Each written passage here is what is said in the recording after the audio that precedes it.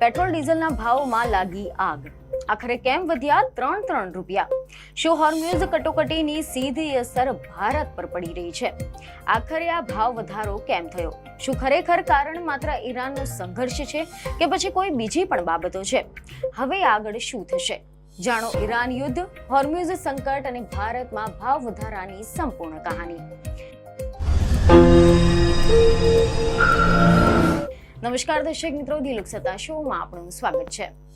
દર્શક મિત્રો, આજે સવારે શહેર ધીમે ધીમે જાગી રહ્યું હતું. રસ્તાઓ પર વાહનોની અવર જવર શરૂ થઈ ગઈ હતી. લોકો રોજિંદાની જેમ ઓફિસ જવા માટે તૈયાર થઈ રહ્યા હતા. કોઈ સ્કૂટર લઈને નીકળ્યું, કોઈ કાર સ્ટાર્ટ કરી, કોઈ ટેક્સી લઈને રસ્તા પર ઉતર્યું. અને એ જ સમયે દેશભરના લાખો લોકોના મોબાઈલમાં એક સમાચાર ફ્લેશ થયા. પેટ્રોલ ડીઝલની કિંમતમાં પ્રતિ લીટર ત્રણ રૂપિયાનો વધારો. પહેલા તો ઘણા લોકોને વિશ્વાસ જ ન આવ્યો. લોકોએ ફરીથી સમાચાર વાંચવા લાગ્યા, કારણ કે છેલ્લા કેટલાય સમયથી લોકોને એક જ ડરમાં જીવી રહ્યા હતા કે મધ્ય પૂર્વમાં વધતો તણાવ, ઈરાન અને હોર્મ્યુઝની કટોકટી આખરે ભારત સુધી પહોંચશે કે નહીં. અને હવે એ ડર હકીકત બની ગયો છે. એવા સમાચાર સામે આવી રહ્યા છે કે દિલ્હીમાં પેટ્રોલ 97.77 રૂપિયા પ્રતિ લીટર, ડીઝલ 90.67 રૂપિયા, મુંબઈમાં પેટ્રોલ 106.68 રૂપિયા પ્રતિ લીટર થઈ ગયું છે, જ્યારે ડીઝલ 93.14 રૂપિયા થઈ ગયું છે. જ્યારે કોલકાતામાં પેટ્રોલ 3.29 રૂપિયાથી વધીને 108.74 રૂપિયા થઈ ગયું છે, જ્યારે ડીઝલના ભાવમાં 95.13 પ્રતિ લીટર થઈ ગયું છે. આ સિવાય ચેન્નાઈમાં પણ પેટ્રોલ 100 પાર પહોંચી ગયું છે. એટલે કે દેશના અનેક શહેરોમાં હવે પેટ્રોલ સદી ફટકારી ચૂક્યું છે. પરંતુ દર્શક મિત્રો, આ માત્ર 3 રૂપિયાનો વધારો નથી. આ એક એવી ચેતવણી છે કે જે દેશની અર્થવ્યવસ્થા, સામાન્ય માણસના બજેટ, ટ્રાન્સપોર્ટ, ખાદ્ય પદાર્થો અને આખા જ બજારને અસર કરી રહી છે.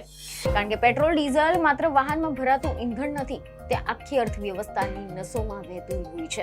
કારણ કે જ્યારે તેના ભાવ વધે છે ત્યારે તેની અસર માત્ર પેટ્રોલ પંપ સુધી મર્યાદિત નથી રહેતી. તેની અસર રસોડા સુધી પહોંચી જાય છે, શાકભાજી સુધી પહોંચે છે, દૂધ સુધી પહોંચે છે, બસના ભાડા સુધી પહોંચે છે અને અંતે સામાન્ય માણસના ખિસ્સા સુધી પહોંચે છે. હવે સૌથી મોટો સવાલ એ છે કે આખરે આ ભાવ વધારો કેમ થયો? શું ખરેખર આના પાછળનું કારણ માત્ર ઈરાનનો સંઘર્ષ છે કે પછી આના પાછળ કોઈ બીજી પણ ઘણી બધી બાબતો છે? તો દર્શક મિત્રો, આખી કહાનીને સમજવા માટે આપણે થોડુંક પાછળ જોવું પડશે, મધ્ય પૂર્વ તરફ, કે જ્યાં હાલમાં દુનિયાનો સૌથી મોટો તણાવ ચાલી રહ્યો છે. કેટલાક મીડિયામાંથી એવા અહેવાલો સામે આવી રહ્યા છે કે ઈરાન, હોર્મ્યુઝની સામુદ્રધુની અને અમેરિકન દબાણ, આની સાથે જ સમુદ્રી માર્ગોમાં વધી રહેલી અસ્થિરતા, આ બધું જ હવે સીધી અસર ભારત જેવા દેશો પર કરવા લાગ્યું છે. હોર્મ્યુઝની સામુદ્રધુની દુનિયાની સૌથી મહત્વપૂર્ણ સમુદ્રી માર્ગ છે અને દુનિયાના લગભગ 20% જેટલું તેલ આ જ માર્ગથી પસાર થાય છે. Saudi Arabia, UAE, Kuwait, Iraq અને અન્ય ગલ્ફ દેશોમાંથી નીકળતું મોટાભાગનું ક્રૂડ ઓઇલ આ જ રસ્તેથી દુનિયાભરમાં જતું હોય છે અને ભારત પણ પોતાની જરૂરિયાતનું મોટા પ્રમાણનું અહીંયાથી જ આયાત કરે છે. હવે કલ્પના કરો કે જો આ જ વિસ્તારમાં તણાવ વધે, હુમલા થાય, જહાજો પર જોખમ વધે, તો સૌથી પહેલા તેની અસર ક્યાં પડશે? તો કે તેલના ભાવ પર. અને જ્યારે આંતરરાષ્ટ્રીય બજારમાં ક્રૂડ ઓઇલ મોંઘું થાય છે ત્યારે તેની અસર ભારતમાં પેટ્રોલ અને ડીઝલ પર જોવા મળે છે. છેલ્લા ઘણા બધા અઠવાડિયાથી વિશ્વ બજારમાં બ્રેન્ટ ક્રૂડના ભાવમાં સતત વધારો જોવા મળી રહ્યો છે. કારણ કે રોકાણકારો અને તેલની કંપનીઓને ડર છે કે જો હોર્મ્યુઝમાં સ્થિતિ વધુ ખરાબ થઈ તો પછી પુરવઠો ખોરવાઈ શકે છે. અને હવે આ ડર ધીમે ધીમે વાસ્તવિકતામાં પણ ફેરવાઈ રહ્યો છે. હાલ પણ એવા સમાચાર સામે આવી રહ્યા છે કે સરકાર સતત કહી રહી છે કે દેશમાં ઈંધણની કોઈ અછત નથી, પૂરતો સ્ટોક અવેલેબલ છે, લોકો ગભરાય નહીં.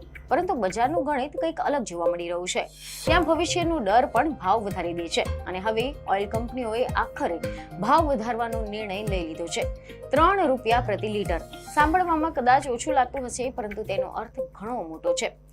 જો કોઈ વ્યક્તિ દર મહિને 50 લીટર પેટ્રોલ ભરાવે છે તો પછી હવે સીધી જ રીતે 150 રૂપિયાનો વધારાનો બોજ થઈ જશે.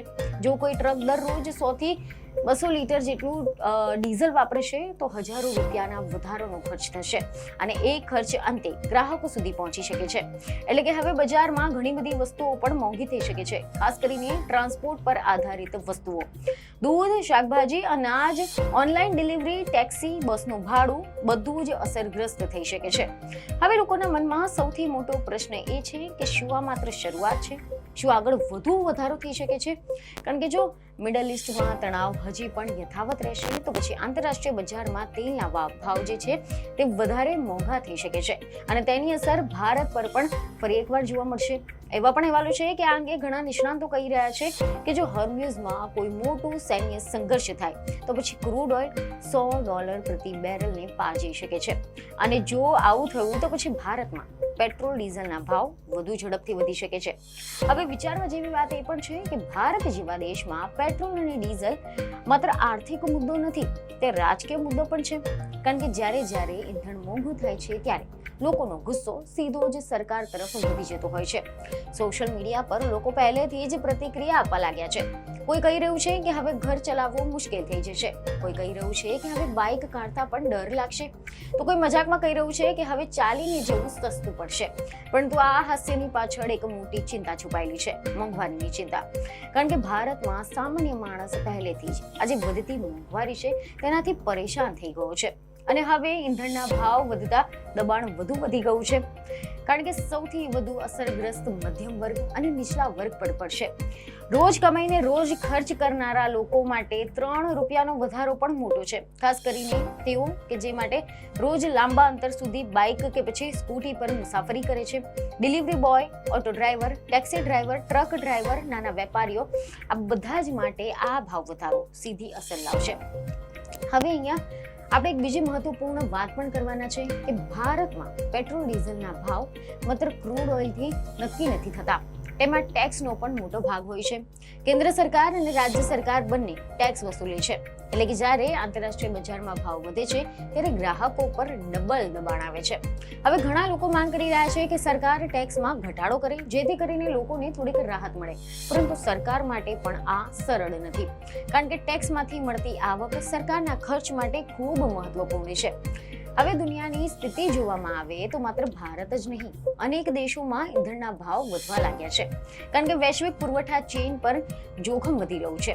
સમુદ્રમાં જહાજો પર હુમલા થઈ રહ્યા છે, ઇન્સ્યોરન્સ ખર્ચ વધારો થઈ રહ્યો છે, શિપિંગ ખર્ચમાં વધારો થયો છે અને આ બધું આખરે ગ્રાહકો સુધી જ પહોંચે છે.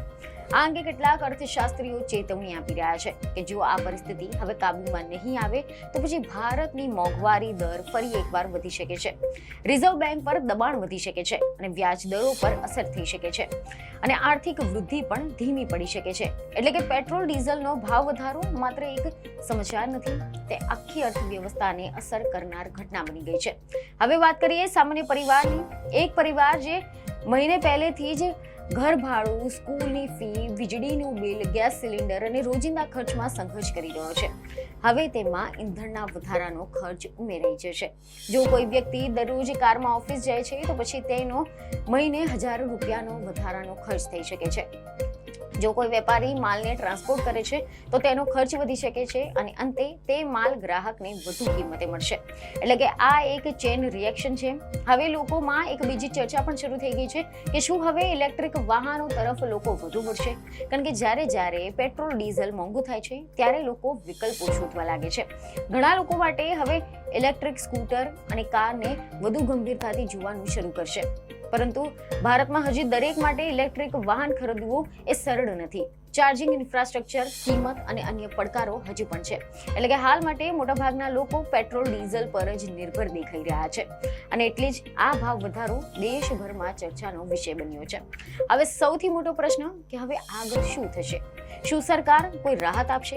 શું ટેક્સ ઘટાડવામાં આવશે? શું આંતરરાષ્ટ્રીય બજારમાં સ્થિતિ સુધરશે કે પછી લોકો વધુ મોંઘવારી માટે તૈયાર રહે?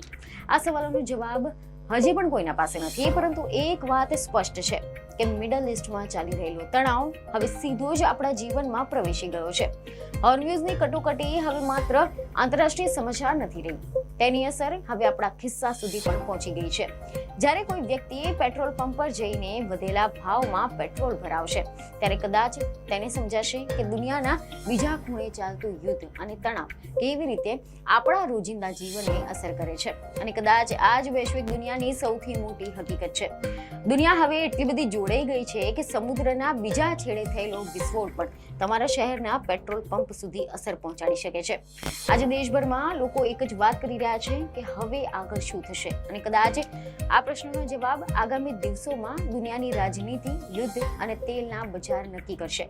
પરંતુ હાલ માટે તો સામાન્ય માણસ માટે એક જ હકીકત છે કે પેટ્રોલ અને ડીઝલ ફરી એકવાર મોંઘું થઈ ગયું છે, અને તેની અસર હવે દરેકના ઘરમાં અનુભવાશે. તો દર્શક મિત્રો, આ વિષય પર તમારો શું અભિપ્રાય છે તેમને કમેન્ટમાં જરૂરથી જણાવો. બીજને ખબરો સાથે ફરી મળીશું. ધન્યવાદ.